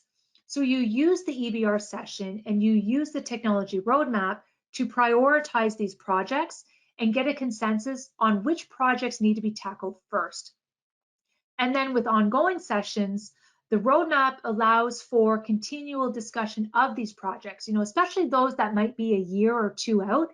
By having these meetings, you're continuing to keep them top of mind, which allows the customer to accurately budget and prepare for those projects, which gives everyone the confidence, and it gives you that financial security to know what's coming with respect to that client's technology in the years ahead. And so this is really going to help you better manage that trailing effect. As you complete projects for the customer, you can continue to remind them at each review, what other projects they told you about that were important to them. And so as you can complete one project, you can then relook at the list, reprioritize it, and then start thinking about what the next project is going to be from there. And so this really works to help keep your pipeline and your forecast clean. And it helps to keep it up to date, because as you work to implement these various projects, this is going to help you better manage your overall revenues and profitability for your MSP. And then again, not to kind of go to the dark side, but in the event of any potential legal action or unfortunate incident, again, going back to my partner in the backup situation, conducting regular EBRs, reviewing the technology roadmap with them each time, highlighting your concerns. This is going to protect you. This is going to protect your business because you've done your due diligence. You've educated the client on what's necessary. Then they become the ones who are going to assume the risk, and it becomes their problem if they don't want to heed your advice and recommendations, and the consequences fall on them. So again, helping to kind of remove the emotion in the event that something happens, because you have this technology roadmap that has everything clearly documented that you've discussed. And so if you're not in the habit of preparing these today or on a more regular basis, maybe something to think about, because not only can it help to secure and retain your customers and keeps them committed to your MSP by creating the stickiness, it also works as a way to have them, continually spending money with you as well, into the future. And so then next you want to assemble and present them with their latest IT budget, ask them if there's any changes that they'd like to make to it. And this ties obviously directly into the tech roadmap. And so, looking at the agenda, tell them that you are going to be providing them, with some sort of technology budget for your review, and that you're going to review it during the meeting. You're going to be looking for their impact, their input, and their feedback. And you want to make sure that you are reviewing this at each EBR, because you want to be transparent with them about their upcoming costs so that they can be prepared, and also, again, keeps providing you with that added benefit of getting agreement ahead of time of future sales. You're kind of getting the pre-approval for future sales, which will then allow you to forecast it and include it into your pipeline. And then the additional benefit I think that comes out of this is, by having something like this in your EBR, it's something that a CFO or a finance person, that hopefully you have one in the room, they're going to be particularly interested in this section of the meeting. And they're going to likely want to request a copy of this so that they can review it further. And now all of a sudden you have buy-in, you have engagement, you have a C-suite executive that now sees value in this meeting and in this discussion. And then once you become, their budgeting go-to person for all things technical, when additional expenses or purchases pop up, they're going to be looking to you to consult with. And then anything else, this section is really reserved for any of those non-agenda items that may have popped up during the meeting but were parked, so that you could get, through all of your other scheduled agenda topics on time. So anything that comes up, just again, put a pin in it and say, we're going to circle back. This is the time where you address those items that you were going to come back and circle up on. And then if you run out of time, just commit to getting back to them very, very quickly with answers once you get back to the office. And then time to wrap up the meeting. So once you finish the business conversation, you don't want to end the meeting until you seek validation and you get feedback on how the meeting went. If you've been doing them and you feel you can do better, this is a really important point so that you can get feedback from your customers so you can improve them. So asking them, if they could give you an honest rating around how the session went today, maybe they can give you a rating of 1 to 5, where 5 is they found it very, very valuable, and 1 they found it not so much. It's going to be the same rating that I'm going to be asking you in about 10 minutes time at the end of today's boot camp. And by soliciting a rating, you can then work to see what improvements to your structure and to your flow that you might need to make. And it will allow you to kind of track these changes in the rating over time so that you can compare them to other EBR sessions with other customers, because you're going to want to know, was the session presented well? Did they find value? Did they find it worthwhile of their time? And if they didn't, then ask, what was missing? What were they expecting to see that you didn't cover off on? How could this have been done better for them? Or maybe, one of the comments is that things haven't really changed since the last time you spoke with them. Maybe they're a manufacturing company and, things really hadn't changed. So maybe quarterly doesn't make sense for that particular client because it's too soon. Maybe ask them if we can dial it back to maybe semi-annually then, because even having semi-annual scheduled meetings, that is still a win, especially if it means that your customers are showing up and that they're engaged with you. And then tell them that when you're back in the office, you're going to send over a meeting summary of the action items that you discussed. You're going to provide them and send over an updated tech roadmap and budget based on the latest discussions. And then you also don't want to leave before asking for that referrals. So that prep work that you did ahead of time, bring up those companies that you researched that you would like to do business with and see if they happen to know anyone at any of those companies where they might be able to introduce you to.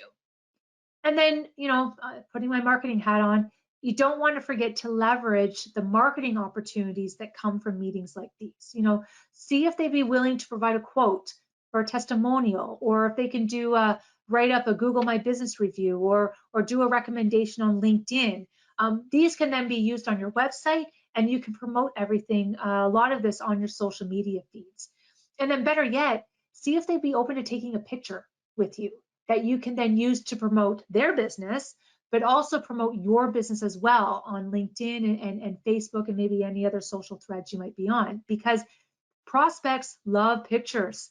And if they can scroll through your LinkedIn, scroll through your Facebook and see all sorts of pictures taken of you with happy clients, this type of social proof, it goes a long way in breaking down barriers and reducing the risk and the anxiety that businesses feel when they're in the hunt for a new MSP.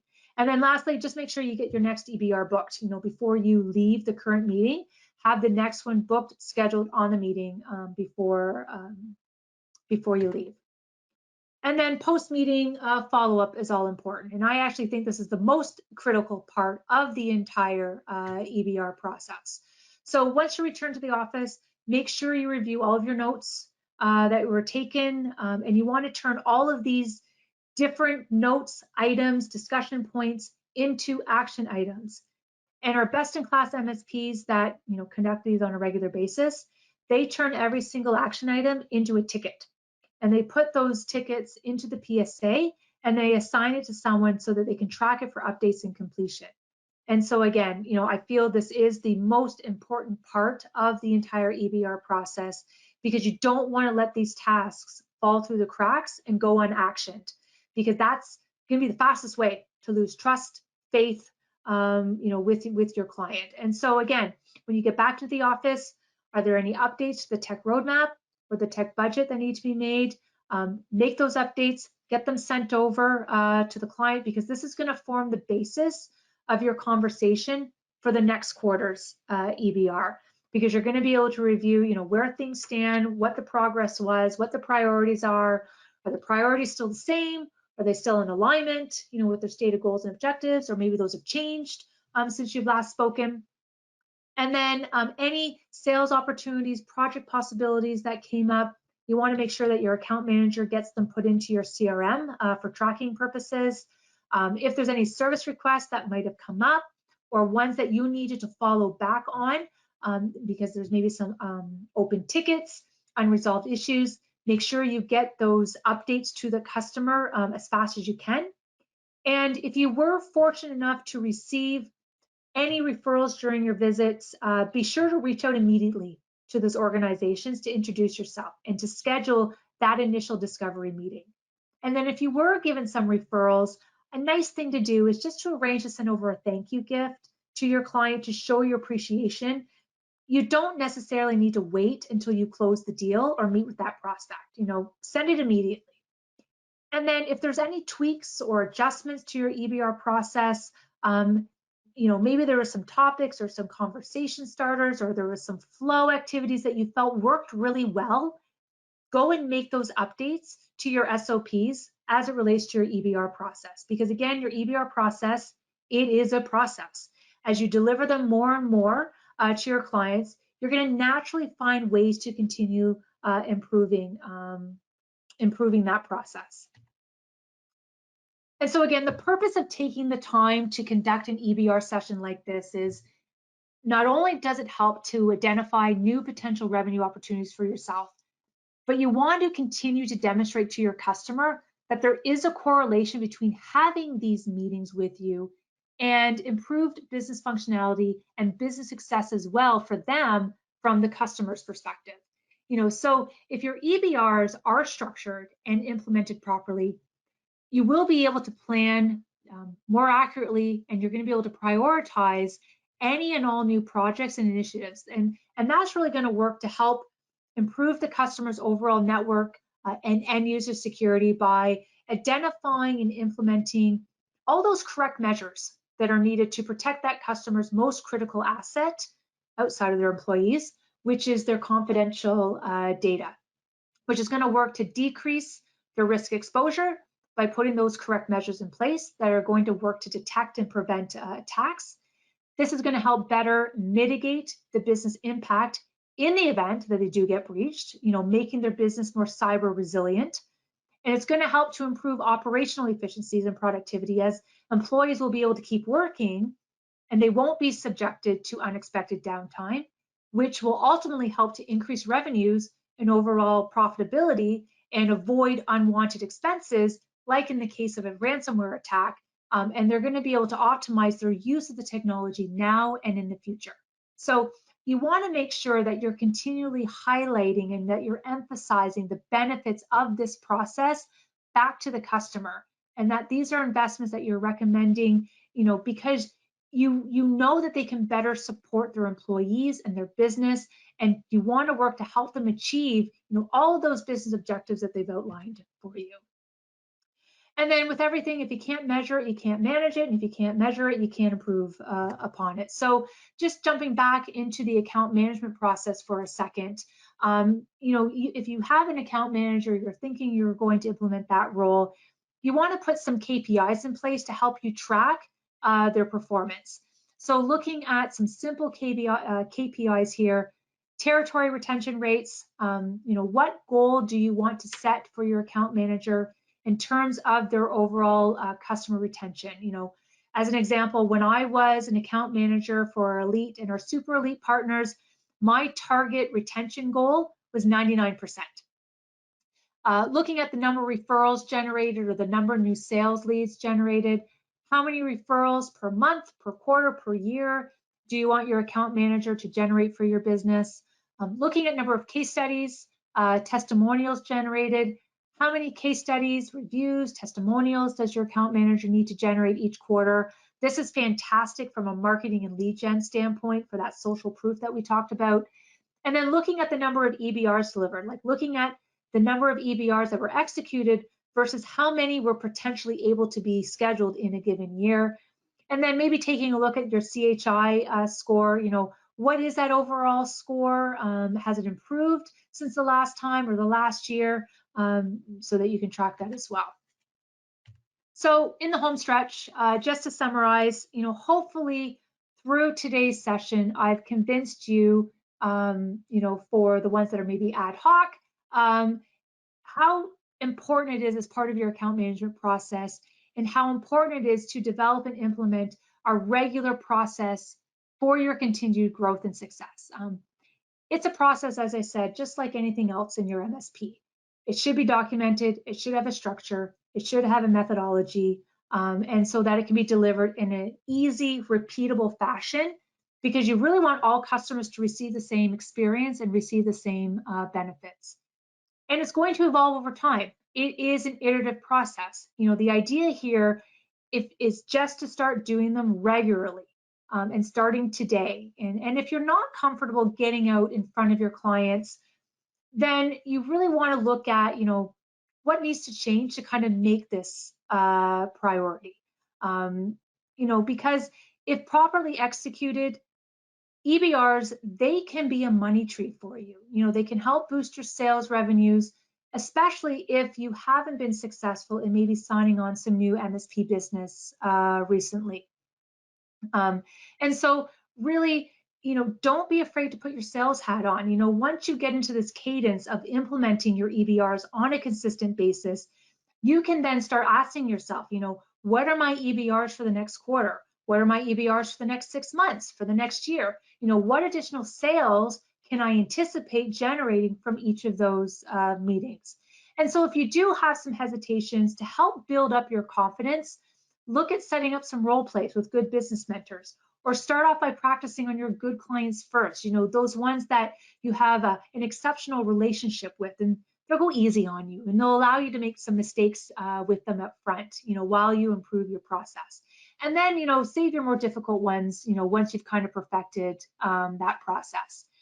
And then just some kind of closing piece of advices that I received from partners that I spoke to. All of them said, really drive home the point, Steph, that these don't need to be perfect.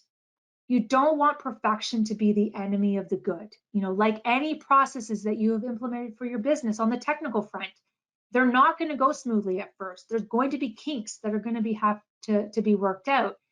But you just want to start with initial framework. And then through practice, repetition, solicited feedback from your clients, you are going to naturally end up molding and improving your structure from there. And they will get easier for you. So thank you everyone for attending today's bootcamp focused on account management and building out that EBR framework. I absolutely hope you found it a valuable use of your time.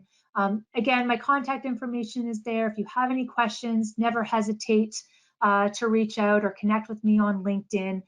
So again, really appreciate everyone attending. Have a great afternoon. Take care.